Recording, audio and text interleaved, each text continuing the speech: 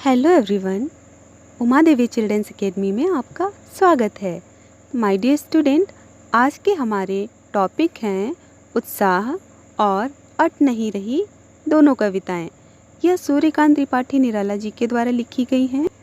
तो आज के वीडियो में हम इन्हीं कविताओं के बारे में जानेंगे, लेकिन सबसे पहले हम जान लेते हैं अपने कवि के बारे में। तो let's begin it. Suryakant Tripathi Nirala ji छायावादी युग के प्रमुख कवि रहे हैं और छायावाद युग की प्रमुख विशेषता रही है कि इसमें प्रकृति पर कविताओं की रचनाएं अधिकतम की गई हैं। सूर्यकांत त्रिपाठी जी का जन्म महिषादल में 1899 ईस्वी में हुआ था। ये मूलतः गढ़ाकोला जिला उन्नाव उत्तर प्रदेश के निवासी थे। इनकी प्रारंभिक शिक्षा महिषादल में ही हुई और उन्होंने स्वयं अध्ययन कर संस्कृत, बांग्ला और अंग्रेजी विषयों का ज्ञान भी अर्जित किया। रामकृष्ण परमहंस और विवेकानंद जी की विचारधारा ने इन पर गहरा प्रभाव डाला। सन 1961 में इनकी मृत्यु हो गई। इनके कुछ प्रमुख कार्य, इनकी कुछ रचनाएं रही हैं अनामिका, परिमल, गीतिका, कुकुरमुत्ता और नए पत्ते। तो चलिए अब हम इनकी कविताओं का परिचय जान लेते हैं, उसके बाद कविताओं का भाव समझेंगे। ओके। प्रस्तुत कविता उत्साह एक आह्वान गीत है, जिसमें कवि ने बादलों से गर्जना के साथ बरसने की अपील की है। कवि बादलों से गर्जना के साथ बरसकर लोगों की प्यास और उनकी व्याकुलता दूर करने का आग्रह करते हैं। कवि को बादल नवजीवन प्रदान करने वाले लगते हैं। उन्हें लगता है कि बादल बरसकर लताओं को और लोगों को नया जीवन प्रदान करते हैं और अपनी गर्जना से लोगों के मन में भय भी उत्पन्न करते हैं, जो प्रकृति में परिवर्तन का एक विशेष कारण बनता है। तो इसके साथ ही बादल समाज में, संसार में जो लोग अपने जीवन से निराश हो चुके हैं, हताश हो चुके हैं, उनके अंदर जीने की नई एक प्रेरणा भी भरता है। इस कविता में कवि बादल को अनेक अनेक अर्थों के रूप में प्रयुक्त करता है, संबोधित करता है।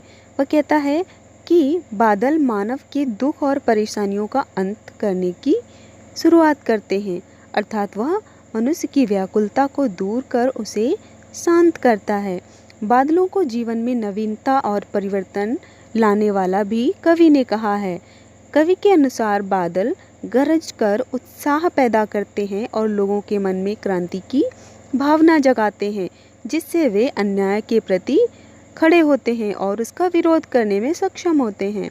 और उसने कहा कि कविता में बादल मानव जीवन में परिवर्तन लाते हैं, अर्थात नए जीवन की शुरुआत भी करते हैं।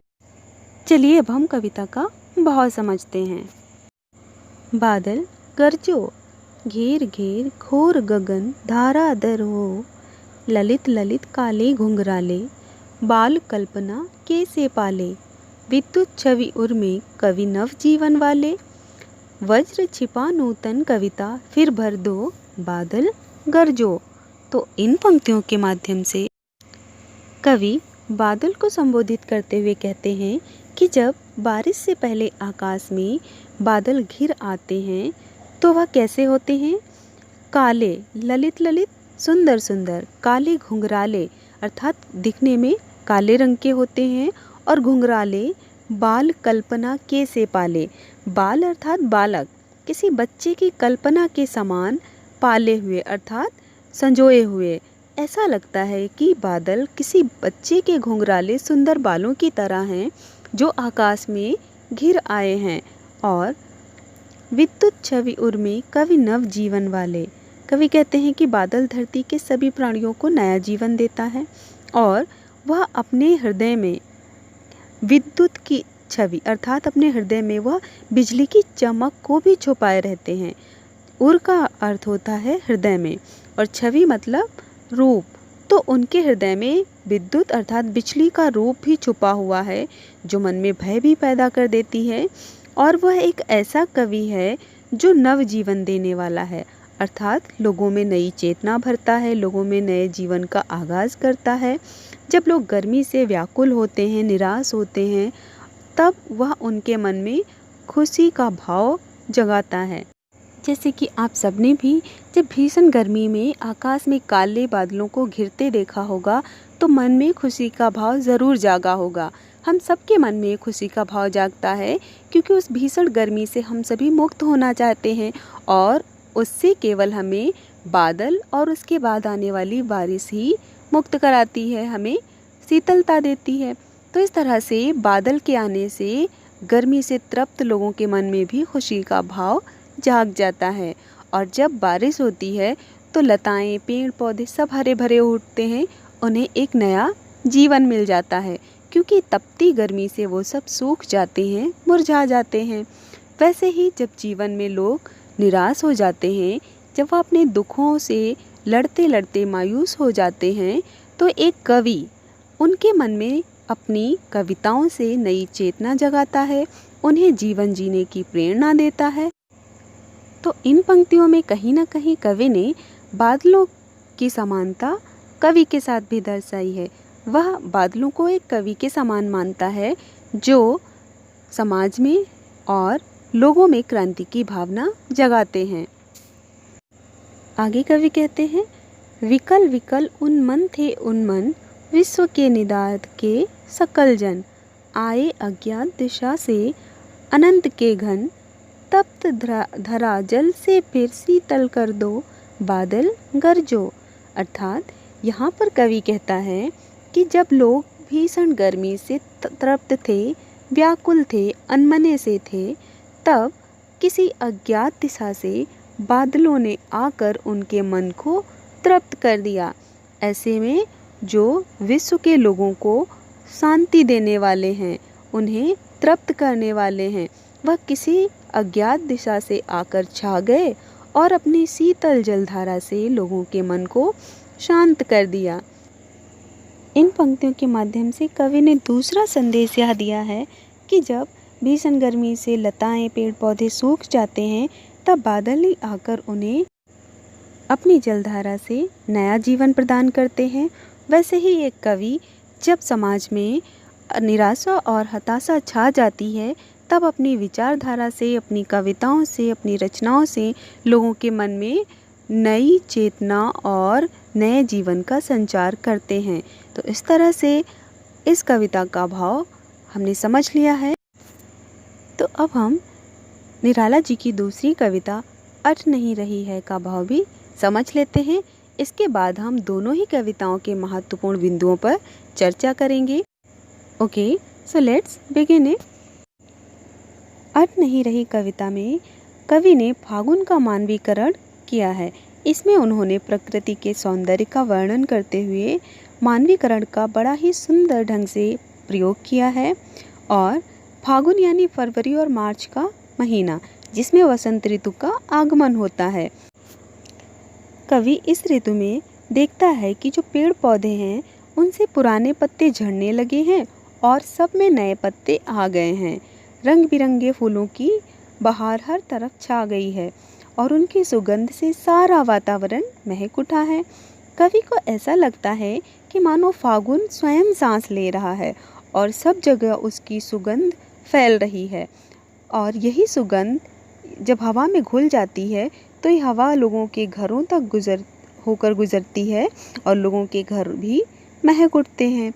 आगे कवि कहते हैं कि यह सुंदरता इतनी अधिक है कि उसके मन में समा नहीं पा रही है, अर्थात वह इसे अपने मन में समेट नहीं पा रहा है।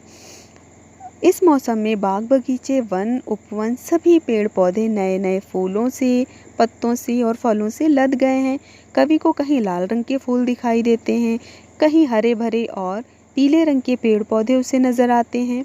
तो कहीं कहीं ऐसा लगता है जैसे प्रकृति ने स्वयं ही अपने गले में रंग बिरंगे फूलों की माला पहन रखी है और उसकी इस सर्वव्यापी सुंदरता से कवि की नज़र हट नहीं पा रही है।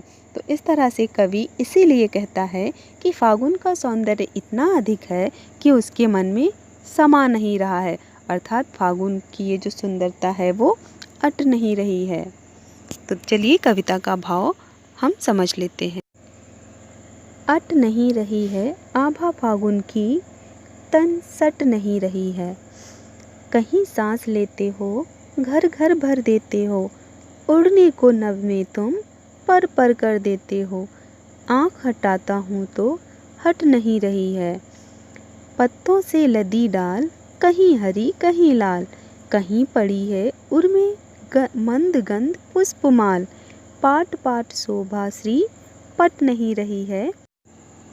प्रस्तुत पंक्तियों में कवि ने फागुन के इस महीने की सुंदरता का वर्णन किया है।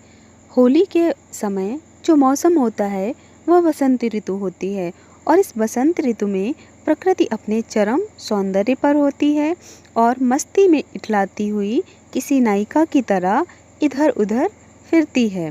तो फागुन के समय पेड़ पौधे हरियाली से भर जाते हैं, उनमें फल और फूल लद जाते हैं, जिससे वातावरण का सौंदर्य और अधिक बढ़ जाता है। और यह सौंदर्य इतना अधिक है कि कवि उसे अपने मन में समेटने का प्रयास करता है, किंतु वह अपनी अधिकता के कारण उसके मन में समा नहीं रहा है। आगे कवि कहता है, कहीं सांस लेते हो, घर घर भर देते हो, उड़ने को नभ में तुम पर पर कर देते हो, आँख हटाता हूँ तो हट नहीं रही है। अर्थात इन पंक्तियों में कवि ने कहा है कि घर घर में उगे हुए पेड़ों पर रंग बिरंगे फूल खिल गए हैं और उनकी जो खुशबू है, उनकी खुशबू हवा में घुलकर घरों में महक उठी है, जिससे घर भी खुशबू से भर गए हैं, मानो फागुन खुद सांस ले रहा हो।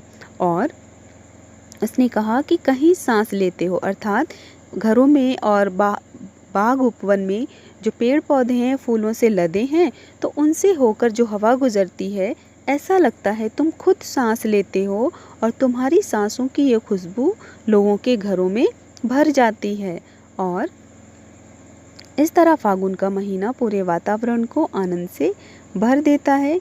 इसी आनंद में झूमते हुए पक्षी भी आकाश में अपने पंख फैलाकर उड़ने लगते हैं और मेरा मन भी इस सौंदर्य में उड़ जाने को करता है, अर्थात इस सौंदर्य से प्रसन्न होकर मेरा मन भी पंख फैलाकर आसमान में उड़ जाने को करता है। और यह सौंदर्य इतना अधिक है कि मैं अपनी आँखें हटाऊं भी तो भी इससे आँखें हटती नहीं हैं, अर्थात इसे निहारते रहने का ही मन करता है। आगे कवि कहते हैं, पत्तों से लदी डाल, कहीं हरी कहीं लाल, कहीं पड़ी है उर्मे मंद गंध पुष्पमाल, पाट पाट शोभा श्री पट नहीं रही है। तो इन पंक्तियों के माध्यम से कवि ने कहा कि जब मैं आसपास बाग बगीचे खेत खलिहान देखता हूँ, तो कहीं पेड़ पौधों की जो डालियाँ हैं वो कहीं हरे रंग के पत्तों से लदी हुई हैं, कहीं लाल रंग के फूलों से लदी हुई हैं, और इस तरह से ये जो हरे भरे वातावरण में धरती है, ऐसा लगता है कि उसने स्वयं रंग बिरंगे फूलों की माला अपने गले में पहन ली है। उर्व का अर्थ है गला। तो जैसे वो सुगंधित पुष्पों की माला स्वयं अपने गले में पहनकर खड़ी हो गई है। और इस पृथ्वी का सौंदर्य इतना अधिक है, इस जगह जगह फैला हुआ है, अर्थात इसके कण कण में समाया हुआ है, और इसे मैं अपने मन में समेटने का प्रयास करता हूँ, किंतु यह मेरे मन में नहीं समा रहा है, यह इतना अधिक है। तो कवि ने कहा कि जो फागुन का महीना है वह सबसे सुंदर ऋतु है, अर्थात इस समय का जो सौंदर्य है वो अद्भुत है। इसे चाहकर भी हम अपने मन में समा नहीं सकते, समेट नहीं सकते, और यह इतना अधिक है कि इससे हम दृष्टि भी नहीं हटा पाते।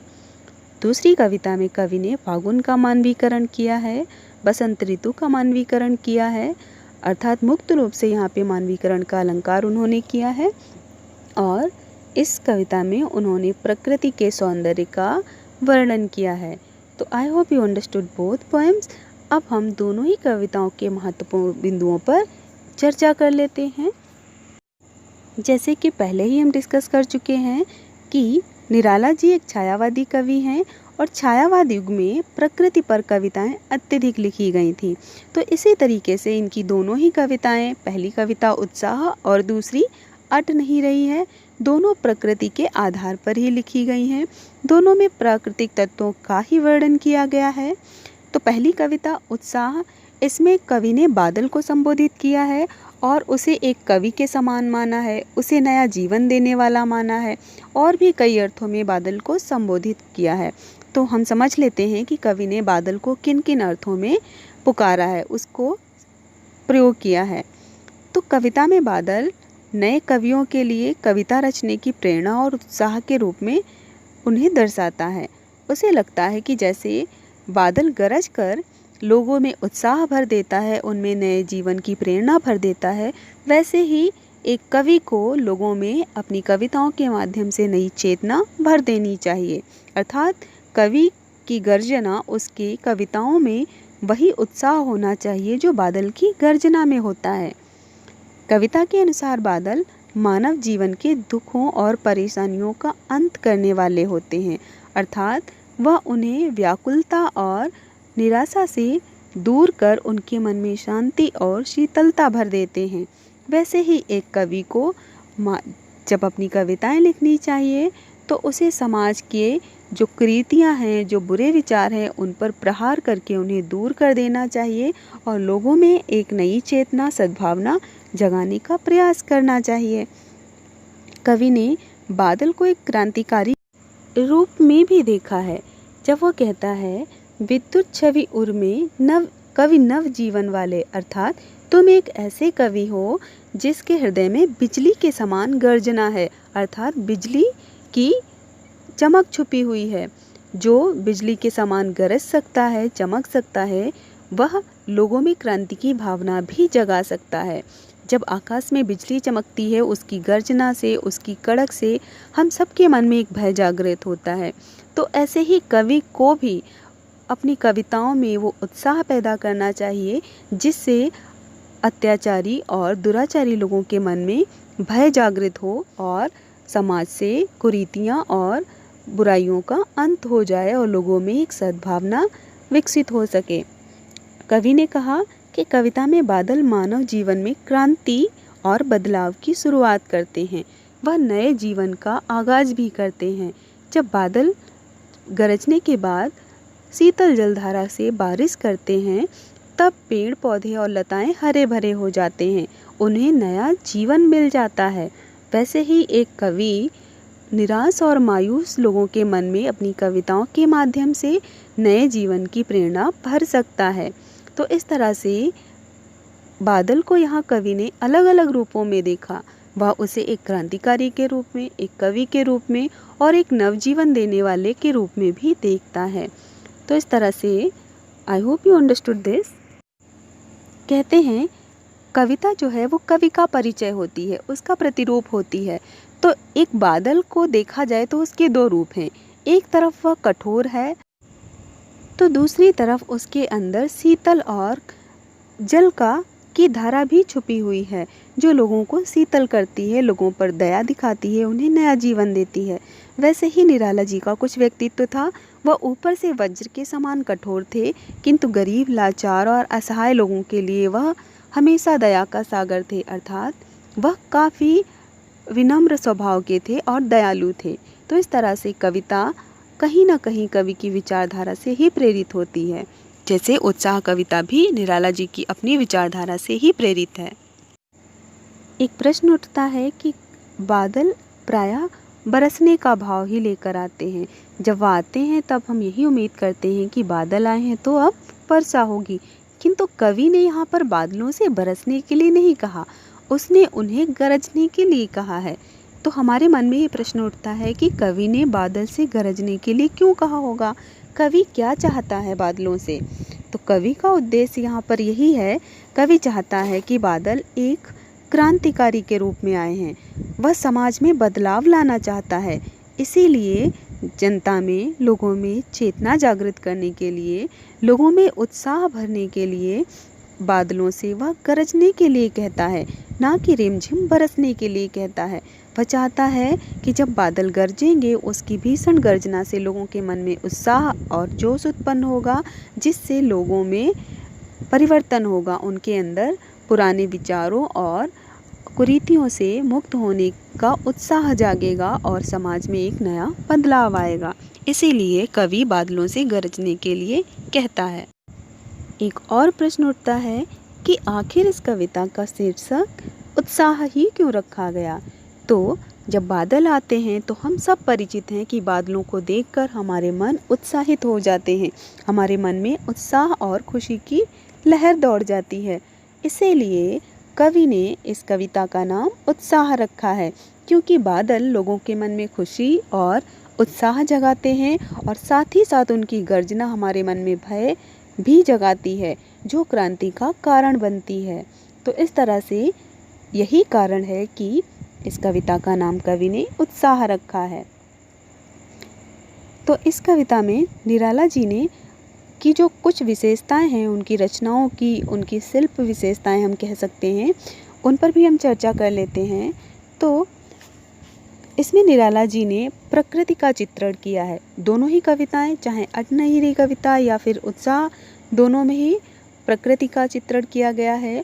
एक में फागुन की सुंदरता का वर्णन है तो दूसरे में बादलों का संबोधन किया गया है और मानवीकरण अलंकार का प्रयोग भी हुआ है। पहली कविता में कवि बादल को गरज गरज कर बरसने के लिए कह रहे हैं, तो दूसरी कविता में कवि फागुन से बात करते हैं। वह उसे एक नायक के रूप में देखते हैं, जो कि इस पंक्ति में कहा भी गया है कि कहीं सांस लेते हो घर घर भर देते हो। अर्थात वह एक सजीव प्राणी है, तभी तो वह सांस ले रहा है ना। तो इस पंक्ति में फागुन, जो कि एक निर्जीव है, एक प्राकृतिक तत्व है, उसे सजीव माना गया है, उसे एक मनुष्य की तरह माना गया है जो सांस भी ले सकता है। तो यहाँ पर मानवीकरण अलंकार का प्रयोग किया गया है। कविताओं में तत्सम शब्दों का प्रयोग उचित मात्रा में किया गया है और कविता की जो शैली है वो लयबद्ध है, अर्थात इसे गाया जा सकता है, गयात्मक शैली है। अलंकारों की बात करें तो मानवीकरण के साथ साथ अनुप्रास, रूपक, यमक, उपमा आदि अलंकारों का भी प्रयोग बहुत अच्छे ढंग से किया गया है। तो student, I hope you understood this poem very well. अच्छा, एक बात तो स्पष्ट है इसमें कि जो कवि है वो प्रकृति प्रेमी है, इसमें कोई संदेह नहीं है। तो दोनों ही कविताओं में वह प्रकृति का वर्णन करता है, तो वह प्रकृति प्रेमी ही है। अब डिस्कस कर लेते हैं कुछ प्रश्न जो अठनहीरी कविता से भी संबंधित हैं। फागुन में ऐसा क्या होता है जो बाकी ऋतुओं से भिन्न होता है। तो हम सब ने फागुन की ऋतु देखी है। फागुन का महीना अर्थात जिस महीने में हम लोग होली मनाते हैं, मार्च का महीना जिसमें बसंत ऋतु का आगमन होता है। आपने देखा होगा कि इस समय आम के पेड़ों पर बौर आ जाता है, सरसों खेतों में लहलहाने लगती है, मटर की फलियों में भी फूल आने लगते हैं, फलियां आने लगती हैं, लगभग हर पेड़ पौधे में फूल आ जाते हैं, जिसके कारण सारा वातावरण सौंदर्य से परिपूर्ण हो जाता है और यह मन को अत्यधिक भाता है, जो कि बाकी ऋतुओं से अलग होता है। अन्य ऋतुओं में यह सौंदर्य नहीं होता है, कभी अत्यधिक गर्मी होती है, कभी अत्यधिक सर्दी होती है, किंतु फागुन का मौसम ही एक ऐसा मौसम है जब ना तो अत्यधिक सर्दी होती है ना अत्यधिक गर्मी होती है। मनुष्य का मन खुशी और प्रसन्नता से भरा रहता है और यही कारण है कि फागुन की ऋतु को अन्य ऋतुओं से भिन्न माना गया है। बसंत ऋतु सभी ऋतुओं का राजा है, इसीलिए फागुन का मौसम अन्य ऋतुओं से अधिक सुंदर और सुहावना होता है और यह अन्य ऋतुओं से भिन्न भी होता है। तो my dear student, I hope you understood these both poems. Now practice all the question answers, revise these both poems, and if you have any doubt in these both poems, please comment me your doubt. And now be healthy, be happy. Thank you. Have a good day. Bye bye.